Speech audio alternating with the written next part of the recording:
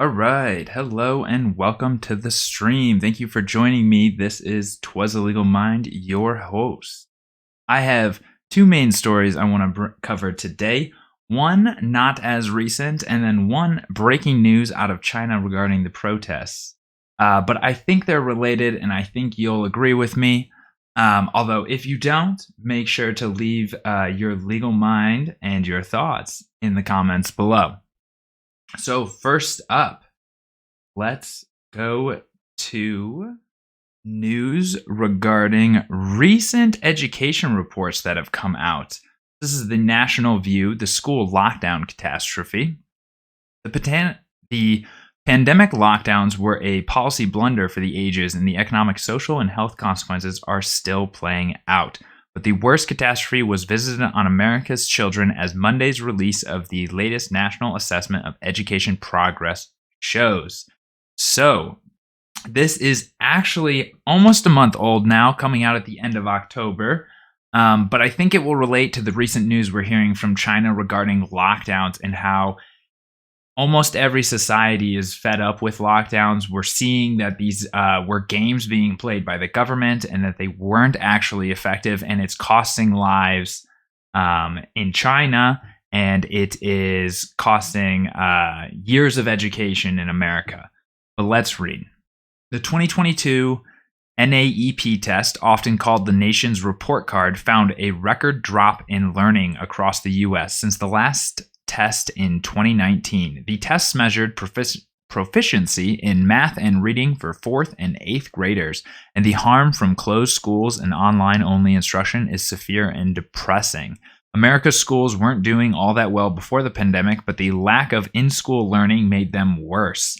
8th graders lost 8 points on math since 2019, falling to an average 274 out of a possible 500.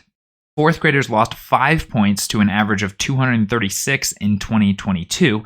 Not a single state or large school district showed better math performance. That is across the board. The news is a little better on reading, with the average score for 4th and 8th graders dropping by 3 points. Nationwide, only 33% of 4th graders and 31% of 8th graders read at or above grade proficiency. It's hard to understate the human damage that these dry statistics represent. The learning loss is considerable and will take years to make up, if it ever is. Children who fall behind in reading skills have difficulty learning other subjects. The numbers also mean that millions of young Americans don't know even the basics of writing and arithmetic. And if you think the problems stop with their ability to achieve further education, that is where you're wrong. These problems stem out into their future voting behaviors, their future domestic relationship behaviors. Reading, writing, and basic arithmetic for, basic financial literacy are crucial. And we're failing so many kids. And like this article points out, many of these kids will never get the opportunity to make up this learning. And many of them will be so stunted that they will be left behind by the education system and the society we have in place, which will basically just pick the generation up after them who didn't miss this education to fill their roles, and they will be the forgotten society, the forgotten generation. Every state lost ground to some extent, and the different school districts across states often had different lockdown policies. There were also surprises, like a relatively small learning loss in Los Angeles for unexplained reasons. Some 200,000 children were chronically absent from LA schools last year, which makes the results even odder. So it sounds like perhaps LA is suffering from those who find value in school and maybe have that cultural behavioral drive in school, and those who don't find value in school and aren't showing up. And so the ones that do show up are scoring incredibly well because they have that cultural drive that's causing them to go to school in the first place. Whereas the ones who aren't going to school and aren't being held in truancy and aren't being dragged to be at school, they don't have the drive to learn anyway. So they were probably, when they were going to school, ending up lowering those numbers, which may explain why LA had quote unquote unexplained results to this. Although I think I have a pretty decent theory. Let me know your theories in the comments below. But more often, students in districts that struggled before the pandemic and had some of the most stringent lockdowns had some of the worst learning loss. In Detroit, the average fourth grade math scores fell 12 points to 194, minus 20 points below, that is 20 points below basic mastery of fundamentals. That is sad and embarrassing for Michigan, embarrassing for Detroit. I know Michigan just reelected their governor, Whitmer, who led these lockdowns in a very hypocritical manner. Although perhaps this is all intended, because as they drop the education levels, it seems like nobody is able to vote out the terrible policymakers in the first place. Thus, it's a vicious cycle where the uneducated are preyed upon by the political elite and further uneducated, so they're easier prey. But let's read on. The data analytics company Burbio says Detroit students had access to in-person education only 51.2% of the 2020 to 2021 school year. Fourth graders' average math scores have now fallen below basic levels in Milwaukee, Baltimore, Philadelphia, and Cleveland. In-person instruction was available less than 1/5 of the 2020 to 2021 school year in all of these cities, according to Burbio. Baltimore and Cleveland fourth graders recorded a 15-point drop since 2019. That is astronomical, and there is one thing that all of those cities have in common, and that was primarily they were locked down due to Democratic policymaking and leadership. And basically fear-mongering over a disease that almost had a 0% death or mortality rate for children. Compare that to 3 Florida districts covered by NAEP, which offered in-person instruction 90% or more of the time in 2020 to 2021 by Burbio's count. Fourth grade math skills declined by 7 points in Duval County, 1 point in Hillsborough County, and 5 points in Miami-Dade. Yet in all 3 districts, the average fourth grader remained basic mastery of math fundamentals in 2022. So that's actually impressive. Florida, who had way less time in lockdowns, had a lot more local control, also saw drops in education, just not as severe of drops. So it's still sad that it seems like our political class is intent on making sure that the voting base is uneducated. It probably goes in tandem with their introduction of mail-in voting and ballot harvesting techniques to make sure that they never lose power. However, it looks like that's bad news bears for everyone in the education system and on all of their children. Many people are starting to pull out, and I think that's not necessarily a bad idea. Even in states like Florida, it looks like their education programs are failing. And it is never good when you are touted as the best while still failing. The NAEP results support the case for school choice. Charter school performance was uneven, but in at least 11 states, charter fourth grade graders outperformed their non-charter counterparts in math in 2022, including in Alaska, plus 16 points, Nevada, plus 12 points, and North Carolina, plus 21 points. NAEP says reporting standards were not met for a charter comparison in 22 states. And that's understandable. I don't think charter schools are required to keep the same types of information as all public schools. However, it's incredible to see that maybe even just the slightest amount of less bureaucracy is leading to success in states like Alaska, Nevada, and North Carolina, giving a little bit more freedom of choice to teachers, freedom of choice to schools. I have children here that have gone to charter schools as well as public schools. I can tell you in my personal experience that the charter schools were much more rigorous schools. They were getting a much better education there. The public schools just have a wider swath of students that are held there, and they don't seem to be able to care as much. Not that they aren't having similar funding structures. Reading on, though, Catholic schools tended to stay open during the pandemic, and on average, their 4th and 8th graders scored higher in reading and math than public school students. Department of Defense schools performed even better.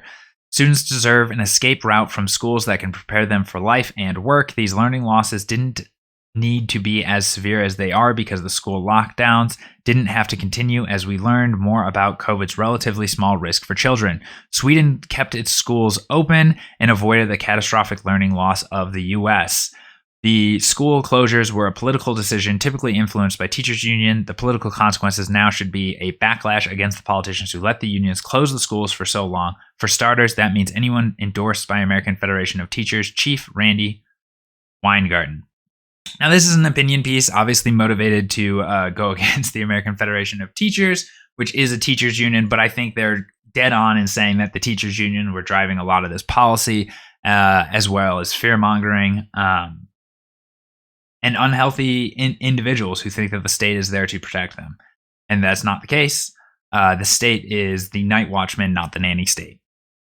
Or at least in theory, we would like to have a night watchman and not the nanny state. But here's why I think this news is actually relevant to today's news. Because as you're hearing in today, and many of the commentators that you'll listen to are going to be talking about the Chinese protests. Now, the Chinese government has spent a lot of effort to obfuscate through PSYOP methods, the communication coming out of China regarding these protests. Primarily, they're flooding the internet with bots and other, I guess, the 1 cent army coming out of China in order to make sure that search results are coming up either as explicit material or just the wrong information entirely to avoid the protest information getting out. Now, this is a huge problem. It's something that I know Twitter and Elon and everyone's also talking about, is trying to ban the bots and trying to ban the PSYOP operations that many governments are doing.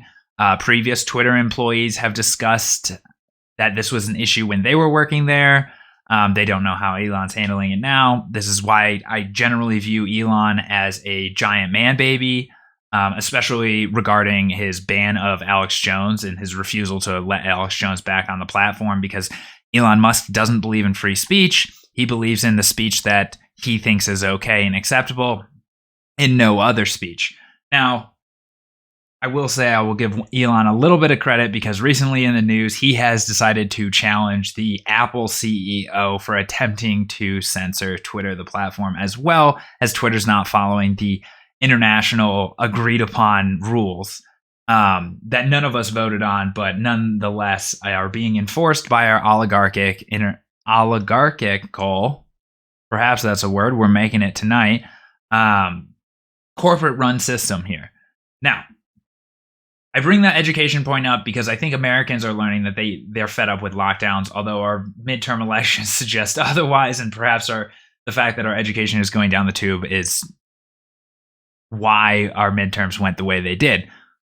But the real thing is, China's citizens, who actually suffer massive consequences for speaking out against their government, as opposed to minor consequences like many of us in America here, China's citizens are finally standing up. They've had enough with the lockdowns after a recent fire ended up harming several Chinese individuals. And it's alleged that perhaps that fire, or many of those people could have been saved in that fire if the emergency services personnel were not delayed by lockdown procedures that were in place. And as we'll read, it doesn't sound like many of the Chinese citizens think that these lockdown procedures are actually effective at what they're doing. They think it's more just a power game from the government, which I have no doubt it is. It was here in America, although it seemed to have worked and at least creating a larger uneducated mass of voters in which to prey upon here in America. Without further ado, let's turn over to the recent news coming out of China regarding their protests. I've pulled up CNN here for us here, as they've done a decent job kind of covering the basics. This was reported not too long ago, I believe around noon. So rare protests are spreading across China. Here's what you do need to know from Beijing, CNN. From Shanghai to Beijing, protests have erupted across China in a rare show of dissent against the ruling Communist Party, sparked by anger over the country's increasingly costly zero COVID policy. As numbers swelled at demonstrations in multiple major cities over the weekend, so too have the range of grievances voiced, with some calling for greater democracy and freedom. Among the thousands of protesters, hundreds have even called for the removal of Chinese leader Xi Jinping, who for nearly 3 years has overseen a strategy of mass testing, brute force lockdowns, enforced quarantine, and digital tracking, and has come at a devastating human and economic cost. Here's what we know. And before I read on, I'll just preface this with, I don't think Xi Jinping will step down from leadership, as we've seen from recent party actions that were publicly available, where he basically disappeared his predecessor and announced that he would be president for life. I don't think Xi Jinping has any plans on stepping down, and he is more than willing to cause probably grave harm to many of these protesters, if not just kill them outright. So mad props and God with you to the Chinese citizens who are standing up to the tyranny in their country. But let's read on. Why are Chinese people protesting? The protests were triggered by a deadly fire last Thursday in, and forgive my pronunciations, Urumqi, the capital of the far western region of Xinjiang. The blaze killed at least 10 people and injured 9 in an apartment building, leading to the public fury after videos of the incident appeared to show lockdown measures had delayed firefighters from reaching the victims. The city had been under lockdown for more than 100 days, with residents unable to leave the region and many forced to stay home. Videos showed Urumqi residents marching to a government building and chanting for the end of lockdown on Friday. The following morning, the local government said it would lift the lockdowns in stages, but did not provide a clear time frame or address the protests. That failed to quell public anger, and the protests rapidly spread beyond Xinjiang, with residents in cities and universities across China also taking to the streets. This is perhaps one of the largest protests since Tiananmen Square incident. Hopefully it does not turn to violence like that did. However, I do expect it likely will, as Xi Jinping has no plans on standing down. He is currently using a lot of his internet power in the 1 Cent army in order to combat information getting out of China, in order to quash this, much like he did in Hong Kong, as I don't think international support will be coming for these Chinese citizens, unfortunately. But let's read on. Protests have been reported across the country. So far, CNN has verified demonstrations in at least 16 locations nationwide, including 2 of China's biggest cities, the capital Beijing and financial center Shanghai. In Shanghai on Saturday, hundreds gathered for a candlelight vigil on Urumqi Road, named after the Xinjiang city, to mourn the fire victims. Many held up blank sheets of white paper, a symbolic protest against censorship, and chanted, "Need human rights, need freedom." Some also shouted for Xi to step down and sang the Internationale, a socialist anthem used as a call to action in demonstrations worldwide for more than a century. It was also used during pro-democracy protests in Tiananmen Square in Beijing before a brutal crackdown by armed troops in 1989. China's zero-COVID policies have been felt particularly acutely in Shanghai, where a 2-month-long lockdown earlier this year left many without access to food, medical care, or other basic supplies, sowing deep public resentment. By Sunday evening, mass demonstrations had spread to Beijing, Chengdu, Guangzhou, and Wuhan, where thousands of residents called for not only an end to COVID restrictions, but more remarkably, political freedoms. Residents in some locked down neighborhoods tore down barriers and took to the streets. Protests also took place on campuses, including the prestigious institutions of Peking University, Zhengshui University in Beijing, and Communication University of China, Nanjing. In recent days, vigils and demonstrations in solidarity with those on the mainland have also been held elsewhere around the world, including London and Sydney.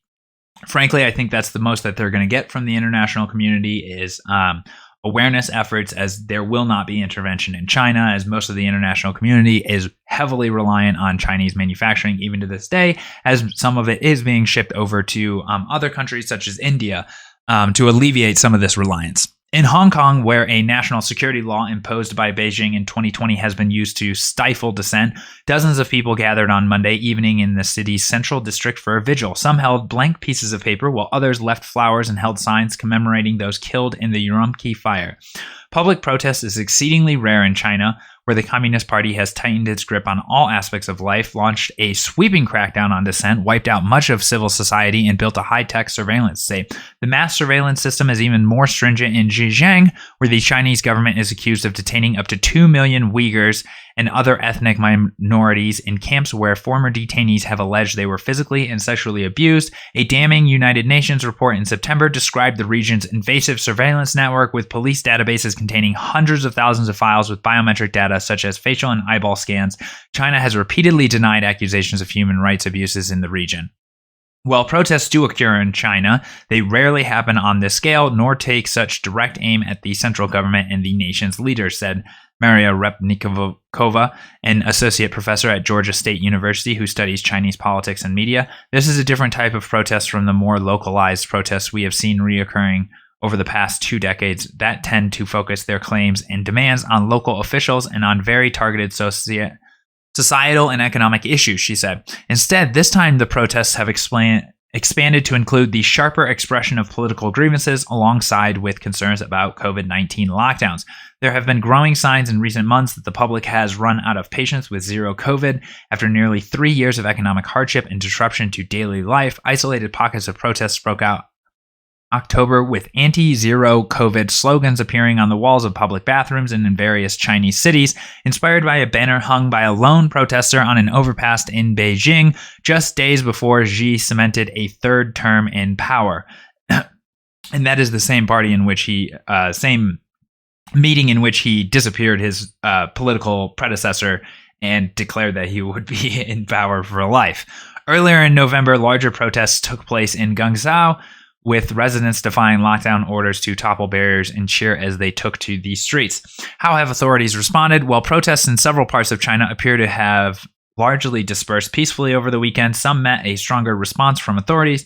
The Shanghai protests on Saturday led to scuffles between demonstrators and police, with arrests made in the early hours of the morning. Undeterred, protesters returned on Sunday, where they met a more aggressive response. Videos show chaotic scenes of police pushing, dragging, and beating protesters. At one point, hundreds of police officers formed a human wall to block off major roads, with a loudspeaker blaring a message for protesters to leave. The video has since been scrubbed from the Chinese internet by censors. BBC journalist Edward Lawrence was arrested in Shanghai on Sunday night, with a BBC spokesperson claiming he was beaten and kicked by the police while covering the protests. He has since been released. On Monday, a spokesperson for China's foreign ministry acknowledged Lawrence's arrest, claiming he had not identified himself as a journalist before being detained. The spokesperson also deflected questions about the protests, telling a reporter who asked whether the widespread displays of public anger would make China considering ending zero COVID. What you mentioned does not reflect what actually happened. And that's a direct quote from the Chinese official. I obviously don't believe anything the Chinese officials are saying. I hardly believe anything that the U.S. officials would say to me, because they typically have an agenda behind what they're saying. Here, I definitely don't trust the Chinese officials. He also claimed that social media posts linking the Xinjiang fire with COVID policies had ulterior motives, and that authorities have been making adjustments based on realities on the ground. When asked about protesters calling on Xi to step down, he replied, "I'm not aware of the situation you mentioned."